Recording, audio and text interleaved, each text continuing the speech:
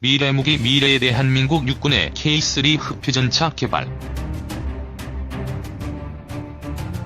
2039년 완벽한 스텔스 등장 예상.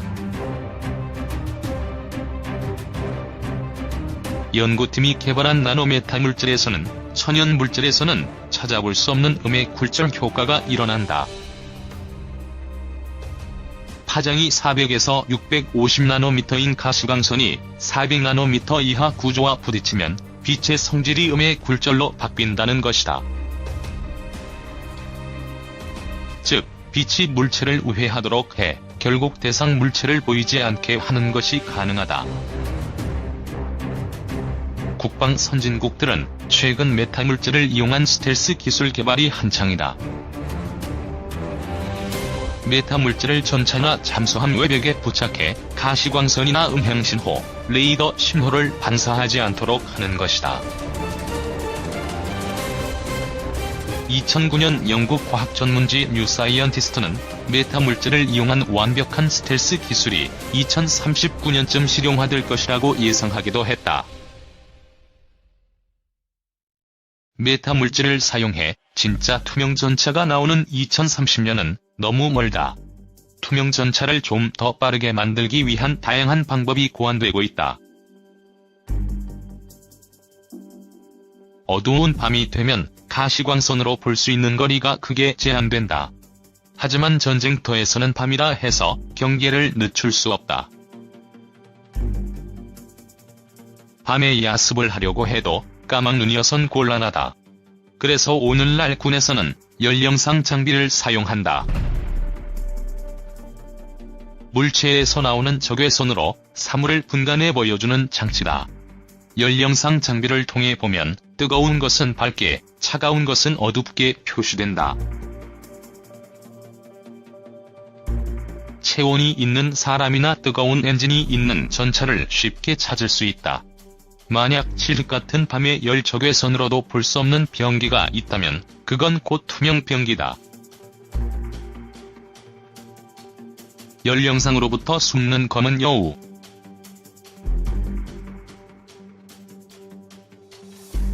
이스라엘 LTX-42 블랙폭스 기술은 열영상으로부터 전차는 물론 항공기, 배를 숨기는 투명 기술이다. 어떤 원리일까? 블랙폭스 기술이 적용된 전차를 보자. 먼저 적외선 영상을 촬영할 수 있는 파노라마 카메라로 360도를 촬영해 정보를 얻는다. 이 카메라는 전차의 상단에 달려있다. 그리고 적외선 영상을 조작해 전차 장갑 위에 설치한 디스플레이 막 위로 표시한다. 블랙폭스 기술을 이용하면 적이 열영상 장비로 볼 수 없을 뿐만 아니라 민간인 차량이나 다른 차종으로 위장할 수도 있다. 현재 LTX-4는 블랙폭스 기술을 응용해 열 추적 미사일로 격추할 수 없는 스텔스 장치를 제작하고 있다. 메타 물질을 사용하지 않고도 밝은 낮에도 보이지 않는 탱크 또한 이미 존재한다. 영국 국방부는 2007년 광학 스텔스 기술을 적용한 주간용 투명 탱크를 개발했다. 원리는 블랙폭스와 거의 비슷하다. 파노라마 카메라가 주변 풍경을 가시광선으로 촬영해 탱크 장갑의 디스플레이 막에 표시한다. 이 투명 탱크는 빠르면 올해 실전에 투입될 예정이다. 게임 스타크래프트에 등장하는 프로토스 종족의 보호막은 완전히 소진돼 사라지기 직전까지 외부의 어떠한 공격도 막아낸다. 이런 보호막을 프로토스가 아닌 인간의 기술로 구현할 방법은 없을까? 세 겹으로 된 투명 보호막.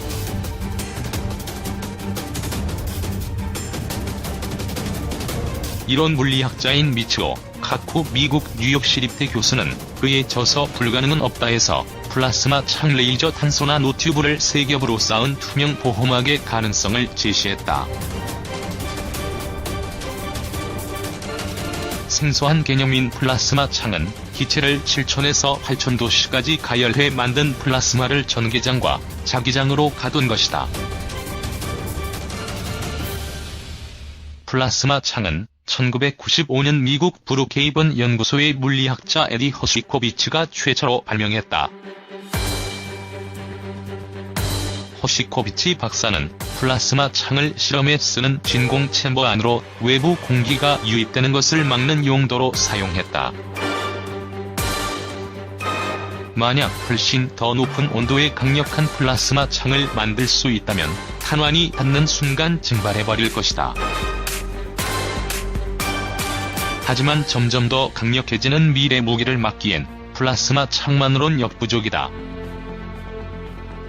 그래서 카쿠 교수는 플라스마 창으로 만든 첫 번째 보호막 뒤에 수천 개의 고에너지 레이저 빔으로 만든 커튼을 배치하는 방법을 고안했다. 레이저 빔은 이곳을 통과하는 모든 물질을 기화시킬 정도로 높은 온도를 유지하고 있다. 하지만 여기서 끝이 아니다. 레이저 커튼 뒤에 탄소 나노튜브 재질의 그물을 설치해둔다. 튜브 하나의 굵기는 탄소 원자의 크기와 비슷할 정도로 가늘어 눈에 보이지 않으면서도 강도가 철선보다 강력하다. 지금 기술로는 탄소 나노튜브를 15mm까지밖에 만들 수 없지만 기술이 발달한 미래에는 탄소 나노튜브 그물을 만들 수 있을 것이다. 고온의 플라스마와 고에너지 레이저로 저기 화기를 막고 최종적으로 탄소 나노튜브로 걸러낸다면 거의 모든 공격을 막아낼 수 있을 것이다. 하지만 이 보호막으로 막을 수 없는 것이 남아있다. 바로 레이저 공격이다. 미래에는 레이저 공격이 빈번할 수 있기 때문에 반드시 대비가 돼 있어야 한다. 카쿠 교수는 포토크로마틱스 기술을 레이저 공격을 막기 위한 해법으로 내놓았다. 포토크로마틱스란 투명하던 안경이 자외선을 흡수하면 검은색 선글라스로 변하는 기술이다. 앞으로 나노 기술이 더 발달하면 레이저에 노출됐을 때 광학적 성질이 변하는 물질을 만들 수 있을 것이다. 이런 재료들로 몇 겹의 보호막을 만들면 입자빔이나 대포는 물론 레이저 광선도 막아낼 수 있을 것이다. 현재 기술로는 불가능하지만 100년 내에는 실현되지 않을까? 파트 2. 창대방패, 미래무기 물리학. 최강의 비핵 무기 신이 지팡이.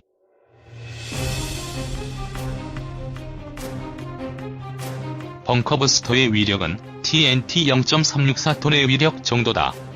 그런데 신의 지팡이의 지팡이 단 한 개의 위력은 TNT 1000톤. 그럼에도 폭약이나 어떤 핵물질도 쓰지 않는다. 최강의 비핵 무기인 신의 지팡이의 위력은 중력에서 나온다.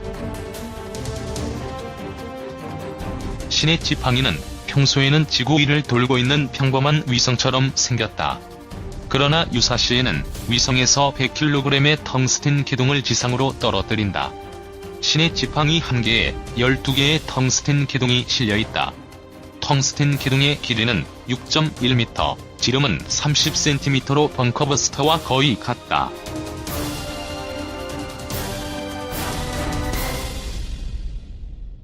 로 투하한 텅스텐 기둥은 대기권에 진입할 때 속도가 초속 11km에 이르고 15분이면 지상 목표물에 도달할 수 있다. 당하는 쪽에서는 발사체가 워낙 작고 빠르기 때문에 요격하는 것이 거의 불가능하다.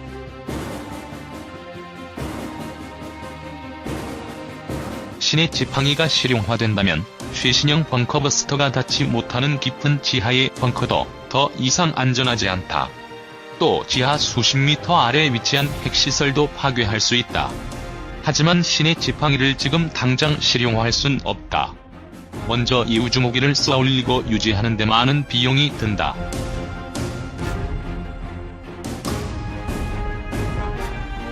보통 1kg을 위성 궤도로 쏘아 올리는 데 드는 비용은 2천만 원 정도다. 100kg의 텅스텐 기둥 12개와 기둥을 발사하는 플랫폼의 무게까지 계산하면 수백억 원이 들 것이다. 또 텅스텐 기둥이 대기권을 통과하는 도중 발생하는 마찰열 때문에 기화해버리는 점도 개선해야 한다.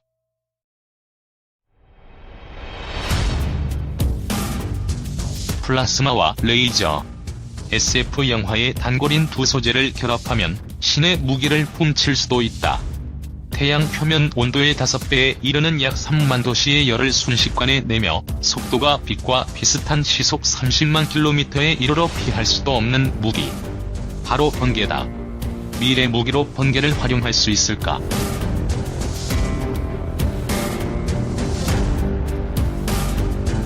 테슬라 코일로 번개 만들고 플라스마와 레이저로 제어 번개를 무기로 이용하려면 먼저 필요한 순간에 번개를 만들 수 있는 기술이 필요하다. 번개를 만드는 기술은 이미 19세기 말에 등장했다. 교류 시스템을 발명한 물리학자 니콜라 테슬라의 테슬라 코일이다.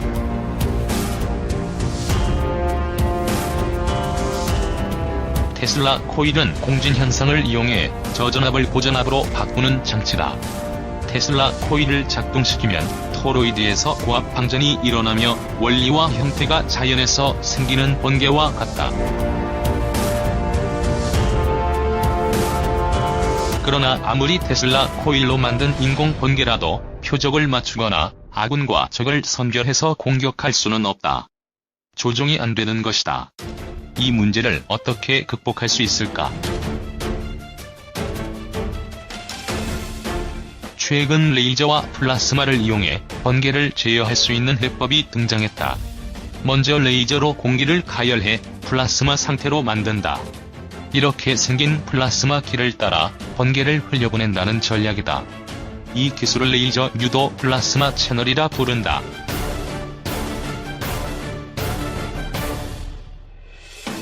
이 기술을 짧은 거리에서 운용하면 철조망이 없어도 번개가 흐르는 전기 철조망이나 전기 장벽을 만들 수 있다. 이런 번개에 맞은 사람은 레이저 광선으로 인한 열 충격과 감전으로 인한 전기 충격으로 힘을 쓰지 못하게 될 것이다. 실제로 미국은 이 기술을 응용해 중요 시설물의 보안 장치로 활용하고 있다. SF 영화나 게임에서만 볼 수 있던 레이저나 플라스마, 번개 같은 소재가 점점 현실이 되고 있는 것이다. 2010년 미공군은 공중에서 레이저를 쏴 날아가는 미사일을 격추하는 실험에 성공했다. 이 실험의 주인공은 보잉 747기를 개조한 YA-1로 메가와트급 레이저를 이용했다. 레이저 무기 체계의 발달 추세로 볼 때 파트 1에서 스텔스 탱크를 무력화시켰던 인공 번개 무기의 개발도 충분히 가능하리라 본다.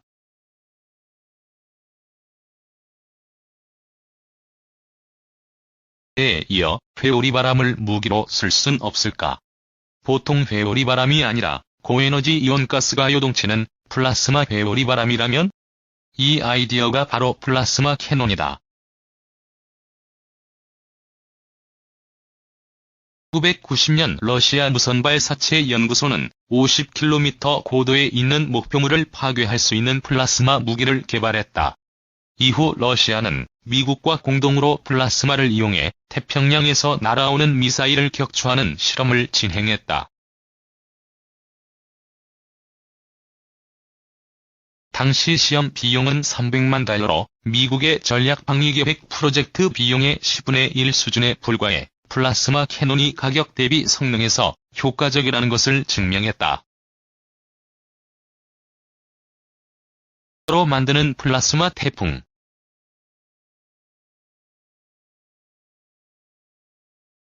플라스마 캐논의 목적은 미사일이나 전투기를 유격하는 것이다. 플라스마 캐논은 날아오는 미사일이나 전투기를 향해 커다란 플라스마 회오리를 만들어 날려보낸다. 얼핏 허무맹랑한 것 같지만 라이트닝 볼트를 발사할 때 썼던 고에너지 레이저를 이용하면 가능하다.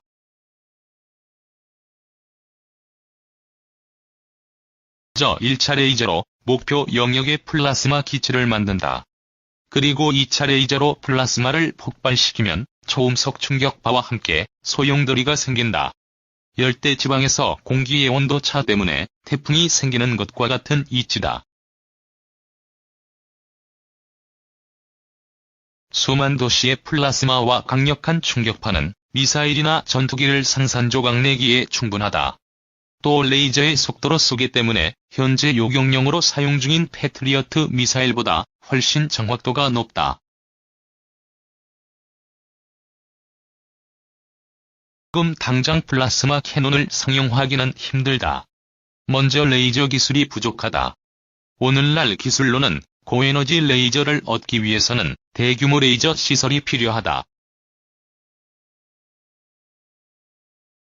정한 플라스마를 제어하는 것 또한 해결해야 할 과제다. 필자는 플라스마 캐논이 상용화되는 날은 아무래도 30년 이후가 아닐까 추측해본다. 2012년 7월 유럽 입자물리연구소는 힉스 입자를 발견한 것 같다는 소식을 전했다. 독자들은 이 뉴스와 함께 입자가속기 안에서 양성자를 빛의 속도로 충돌시켰다는 이야기도 함께 접했을 것이다. 양성자를 가속시킨 까닭은 빅뱅과 같은 고에너지 상태를 인공적으로 만들어내기 위해서다.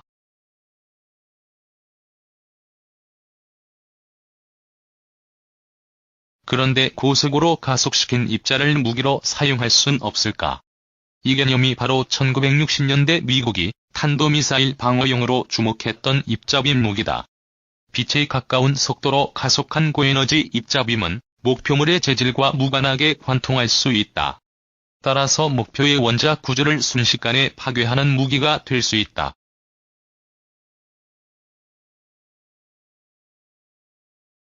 입자빔 언제 상용화할 수 있을까?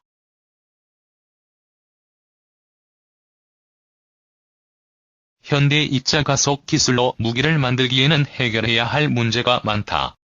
우선 입자가속기를 아주 작게 만들어야 한다. 선해고 대강 입자가속기의 둘레는 27km에 달하며 우리나라 포항방사광 가속기의 선형 가속기 길이도 165m에 이른다.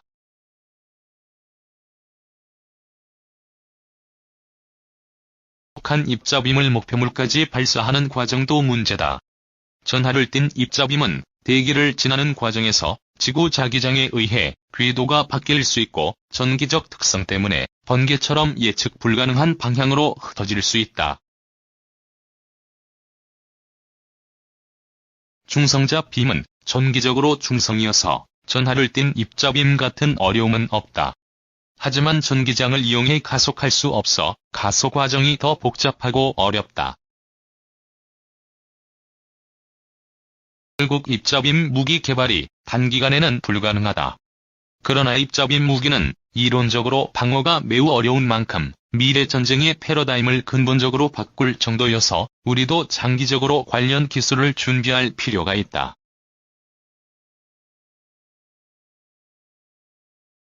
물체를 볼 수 있는 이유는 물체에 부딪힌 빛이 반사돼 눈의 망막까지 도달했기 때문이다. 그런데 만약 빛이 대상 물체에 반사되지 않고 흐르는 물이 바위를 만나 돌아 흐르는 것처럼 오해한다면 그 물체는 보이지 않을 것이다. 이것이 바로 투명 전차의 원리다.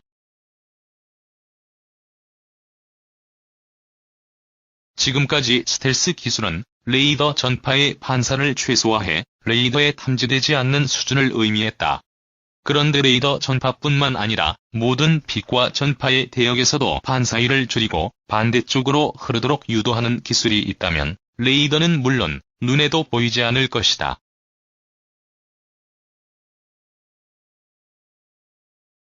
이전까지 비슷한 기술이 많이 나왔지만 특정 대역에 대해서만 가능했다. 광선이 우회할 때 빛의 손실이 커 숨기고자 하는 대상은 보이지 않더라도 주위가 크게 왜곡돼 보이는 단점도 있었다.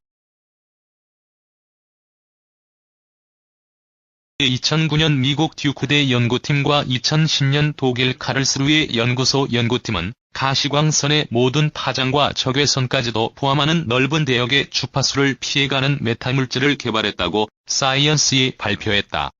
과학자들은 메타물질을 만들기 위해 빛의 파장보다 더 작은 나노 구조물을 이용했다.